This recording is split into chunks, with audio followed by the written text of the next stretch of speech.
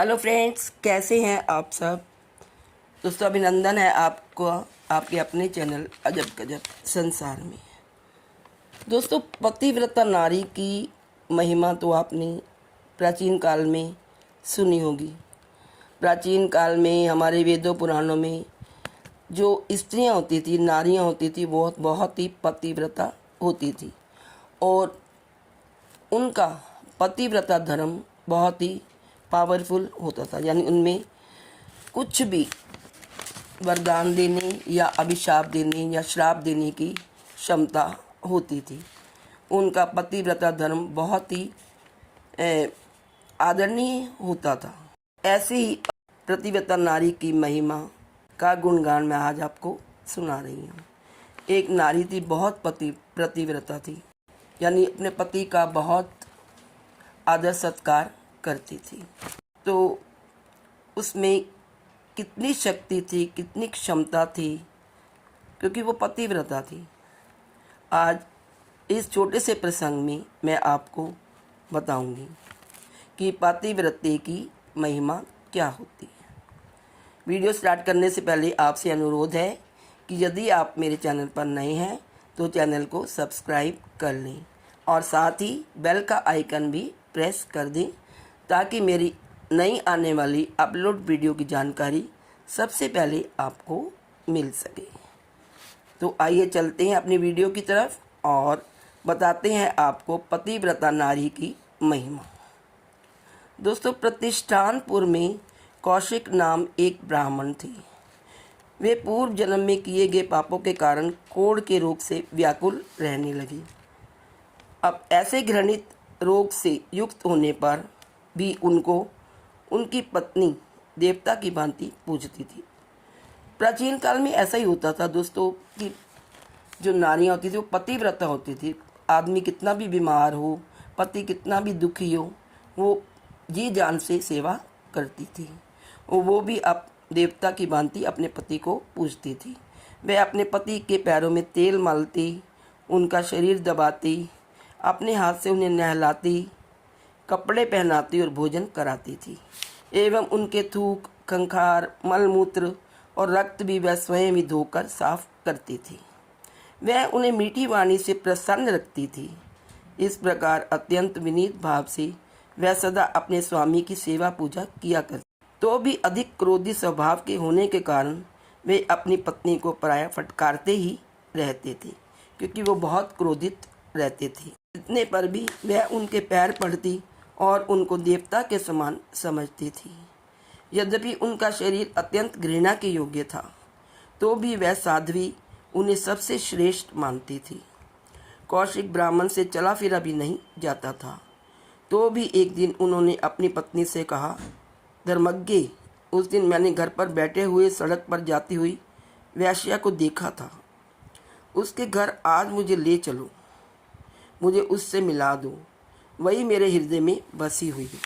काम आतुर स्वामी का यह वचन सुनकर वह पतिव्रता उनको कंधे पर चढ़ाकर वेश्या के घर की ओर ले चली। जब वह राजमार्ग से जा रही थी तब रात्रि के घोर अंधकार में देख न सकने के कारण कौशिक ने अपने पैरों से छूकर मार्ग में स्थित शूली को हिला दिया। इससे मांडव्य ऋषि को गए थे बड़ा कष्ट हुआ। उन्होंने कुपित होकर कहा, जिसने पैरों से शूली को हिलाकर मुझे महान कष्ट दिया है, उस पापात्मा नराधम का सूर्य उदय होने पर विनाश हो जाएगा। इस अति दारुण शाप को सुनकर पतिव्रता पत्नी व्यथित होकर बोली, सूर्य का उदय ही नहीं होगा। तब सूर्योदय न होने के कारण बराबर रात ही रहने लगी। इससे देवताओं को बड़ा भय हुआ। वे आपस में इस प्रकार बात करने लगे, अगर सूर्य उदय ना हुआ तो यानी श्राद्ध और यज्ञ से रहित होकर ये सारा जगत नष्ट हुए बिना कैसे रह सकता है। दिन रात की व्यवस्था हुए बिना मास, ऋतु, अयन, वर्ष और समय का ज्ञान होना भी असंभव है। सूर्योदय न होने के कारण स्नान, दान आदि सब क्रियाएं बंद हो गई, अतः हम लोगों की तृप्ति नहीं होती हो रहा है। अब सूर्योदय कैसे हो। इस प्रकार सब देवता आपस में बातें करने लगे। देवताओं के वचन सुनकर प्रजापति ब्रह्मा जी ने कहा, महर्षि अत्रि की पतिव्रता पत्नी तपस्विनी अनसुईया के पास जाओ और सूर्योदय की कामना से उन्हें प्रसन्न करो। तब देवताओं ने जाकर अनसुईया जी को प्रसन्न किया। वे बोली, तुम क्या चाहते हो, बतलाओ। देवताओं ने याचना की कि पूर्व दिन होने लगी, सूर्य उदय होने लगी। अनसुईया ने कहा, देवताओं, पतिव्रता का प्रभाव किसी प्रकार कम नहीं हो सकता, इसलिए मैं उस साध्वी को मनाकर सूर्योदय की चेष्टा करूंगी। ऐसा कहकर अनसुईया देवी उस ब्राह्मणी के पास गई और कुशल प्रश्न के अनंतर बोली, कल्याणी, पति की सेवा से ही मुझे महान फलों की प्राप्ति हुई है तथा संपूर्ण कामनाओं एवं फलों की प्राप्ति के साथ ही मेरे सारे विघ्न भी दूर हो गए। हे साध्वी, मनुष्य को 5 ऋण सदा ही चुकाने चाहिए। पहला, अपने धर्म के अनुसार धन का संग्रह करना। दूसरे, उसके प्राप्त होने पर शास्त्र विधि के अनुसार उसका सत्पात्र को दान देना। तीसरा, सत्य, सरलता, तपस्या, दान और दया से युक्त रहना। चौथा, राग द्वेष का त्याग करना। और पांचवा, शास्त्रोक्त कर्मों का यथाशक्ति प्रतिदिन श्रद्धापूर्वक अनुष्ठान करना। ऐसा करने से मनुष्य उत्तम लोगों को प्राप्त होता है। केवल पति की सेवा मात्र से ही उस अभिष्ट लोगों को पा लेती हैं। अतः महाभागे, तुम्हें सदा पति की सेवा में अपना मन लगाना चाहिए, क्योंकि स्त्री के लिए पति ही परम गति है। अनसुईया जी के वचन सुनकर पतिव्रता ब्राह्मणी ने बड़े आदर के साथ उनका पूजन किया और कहा, हे सबका कल्याण करने वाली देवी, स्वयं आप यहाँ पधार कर पति की सेवा में मेरी पुनः श्रद्धा बढ़ा रही हैं। इससे मैं धन्य हो गई। यह आपका मुझ पर बहुत बड़ा उपकार है। इससे देवताओं ने भी यहाँ आकर आज मुझ पर कृपा दृष्टि की है। मैं जानती हूँ कि स्त्रियों के लिए पति के समान दूसरी कोई गति नहीं है। पति के प्रसाद से ही नारी इस लोक और परलोक में भी सुख पाती है, क्योंकि पति ही नारी का दीपता है। महाभागी, आज आप मेरे घर पधारी हैं। मुझसे अथवा मेरे इस पति देव से आपको जो भी कार्य हो कृपया बताने की कृपा करें। अनसुईया जी बोली, देवी, तुम्हारे वचन से दिन रात की व्यवस्था का लोप हो जाने के कारण शुभ कर्मों का अनुष्ठान बंद हो गया है।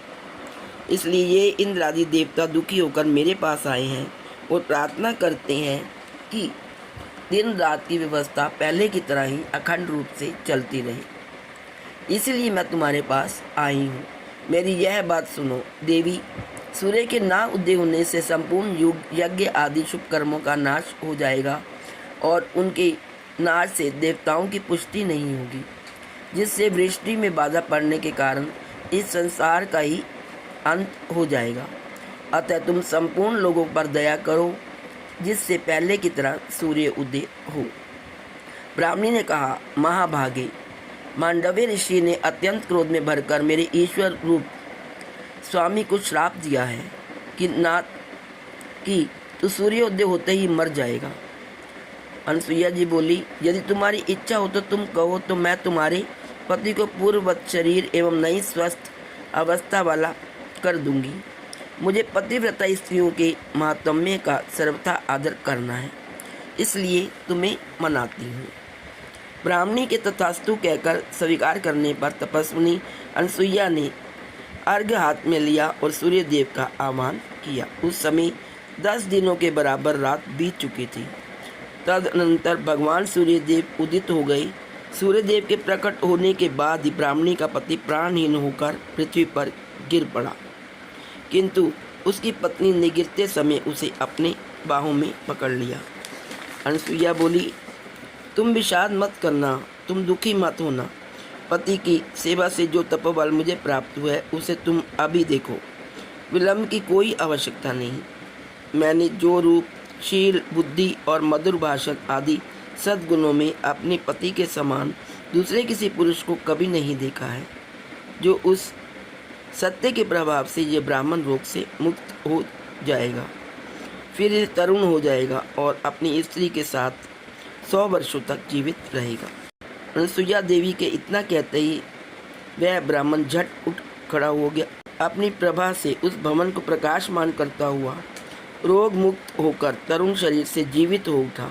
इसके पश्चात देवताओं की दुंदुभियाँ बजने लगी और वहाँ फूलों की वर्षा होने लगी, जिससे देवताओं को बड़ा आनंद मिला।